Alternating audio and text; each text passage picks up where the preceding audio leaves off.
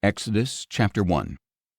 These are the names of the sons of Israel who went to Egypt with Jacob, each with his family: Reuben, Simeon, Levi, and Judah; Issachar, Zebulun, and Benjamin; Dan and Naphtali; Gad and Asher. The descendants of Jacob numbered 70 in all, including Joseph, who was already in Egypt. Now Joseph and all his brothers and all that generation died, but the Israelites were fruitful and increased rapidly. They multiplied and became exceedingly numerous, so that the land was filled with them. Then a new king who did not know Joseph came to power in Egypt.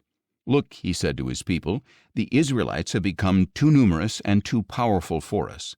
Come, let us deal shrewdly with them, or they will increase even more, and if a war breaks out, they may join our enemies, fight against us, and leave the country."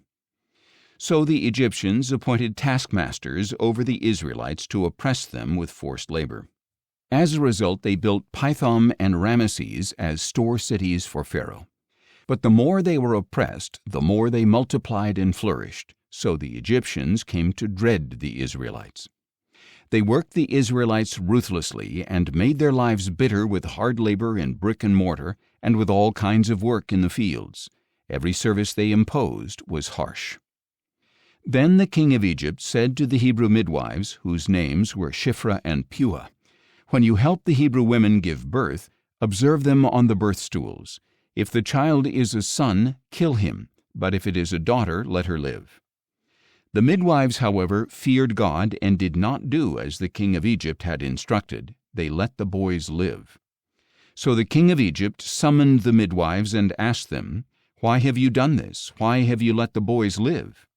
The midwives answered Pharaoh, "The Hebrew women are not like the Egyptian women, for they are vigorous and give birth before a midwife arrives." So God was good to the midwives, and the people multiplied and became even more numerous.